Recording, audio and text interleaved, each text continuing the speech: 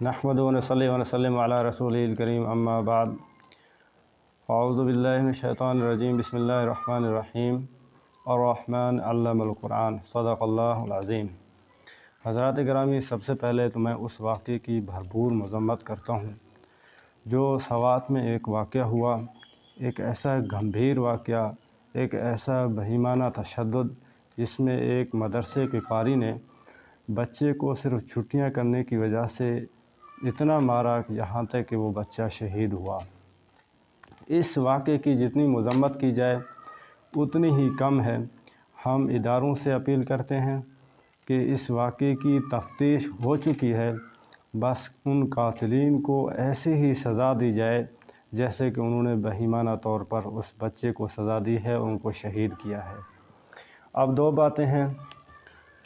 सबसे पहली बात तो ये है कि बच्चे के ऊपर तशद्दुद करना, पढ़ाई के लिए, इल्म के लिए, कुरान मजीद फुरकान हमीद के इल्म के लिए, इसका कोई भी कायल नहीं है।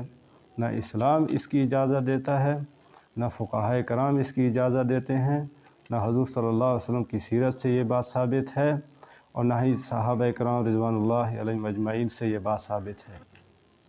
और इसी तरह हमारे जो उलमा और मशाइख़ हैं, न वो इस चीज़ की इजाज़त देते हैं और वफ़ाक़ुल मदारिस अल अरबिया की तरफ से भी इजाज़त नहीं है। लेकिन कुछ क़ारीन कराम जो हवस के भूखे हैं, जो अक़ल की तरफ से भी आरी हैं, वो उनको इस बात की परवाह नहीं होती कि चाहे कोई जान की बाजी भी हार जाए, लेकिन हमने हर सूरत पढ़ा के रहना है। हज़रात गिरामी, दो बातें हैं। सिर्फ़ कसूर उन क़ारियों का नहीं होता जो तशद्दुद करते हैं, उनका भी होता है, साथ साथ वालिदैन का भी कसूर होता है कि वालिदैन अपने बच्चों की तरबियत नहीं करते और वो अपने बच्चों की परवरिश नहीं करते। बाज़ औक़ात ऐसा होता है कि जो वालिदैन हैं वो क़ारी साहब के पास ले आते हैं, बच्चे को पढ़ा दो, हड्डियाँ हमारी बोटियाँ आपकी, यानी जितना मारना है मारो लेकिन पढ़ा के रहना है।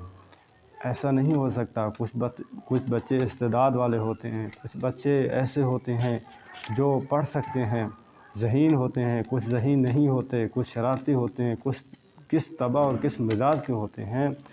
हर बच्चे को उसकी मिजाज के मुताबिक, उसकी तबीयत के मुताबिक ढाल कर फिर उसको आगे पढ़ाना होता है, उसको आगे बढ़ाना होता है।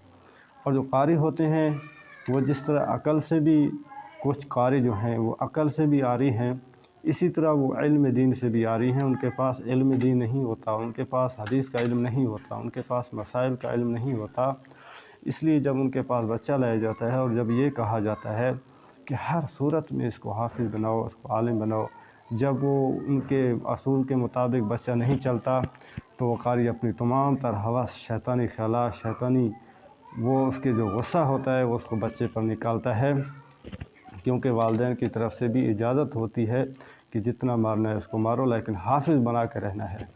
हज़रात गिरामी, ये किसने वालिदैन को इजाज़त दिया है कि जितनी तशद्दुद करो बच्चे पर करो, लेकिन हाफिज़ बना के रहना है? क्या हाफिज़ बनना कोई फ़र्ज़ है? क्या हाफिज़ बनना कोई वाजिब है? क्या हाफिज़ बनना कोई ज़रूरी है? इसके बगैर इस्लाम और मुसलमान का दीन नामुकम्मल है? ये कतअन कभी भी नहीं है। ये हर किसी के इस्तेदाद के मुताबिक है। दूसरा कसूर होता है क़ारियों का, वो उनकी ये सोच होती है कि हम बच्चे पर तशद्दुद करें, चाहे जैसे भी करें, लेकिन इसको हमने हाफिज़ बना के रहना है, इसको हमने नाज़रा पढ़ा के रहना है। भाई, आप इस्लाम के कब से ठेकेदार बने हैं? कब से आपको इस्लाम ने ये ठेकेदारी दी है कि बच्चे की जान भी चली जाए लेकिन आपने इसको हाफिज़ बना के रहना है? ये गंदी सोच, गंदी जहनीत है।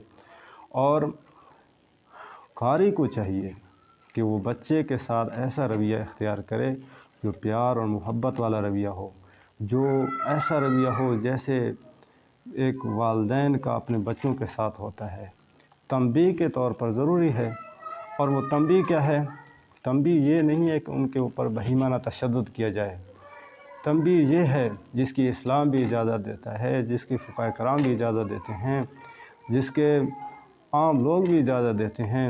वो ऐसा है जैसे वालिदैन अपने बच्चे के ऊपर कुछ मार पीट करता है, वो बहीमाना तशद्दुद नहीं करता।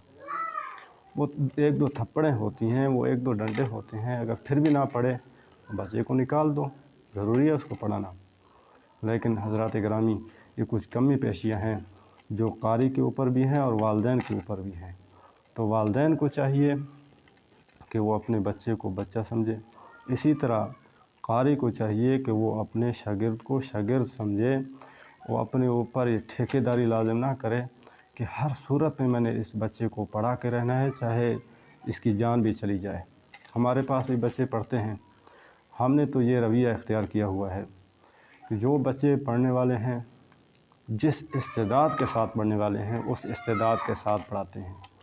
بعض بچے ایسے ہیں جو 3 مہینے کے اندر قرآن مجید فرقان حمید ناظرہ ختم کر دیتے ہیں، بعض ایسے ہیں جو 3 مہینے کے اندر 1-2 سپارے پڑھ لیتے ہیں، بعض ایسے ہیں جو 3 مہینے کے اندر صرف نورانی قاعدہ ختم کر دیتے ہیں، اور بعض بچے ایسے بھی ہیں جو 1 سال ہو چکے ہیں ان کو ابھی تک نورانی قاعدہ میں ہے، لیکن ہم ان کے اوپر تشدد نہیں کرتے، ان کو مدرسے سے بھی نہیں نکالتے، کبھی نہ کبھی وہ نکلیں گے، کبھی نہ کبھی وہ آگے بڑھیں گے، کبھی نہ کبھی ان کو سمجھ آ جائے گی۔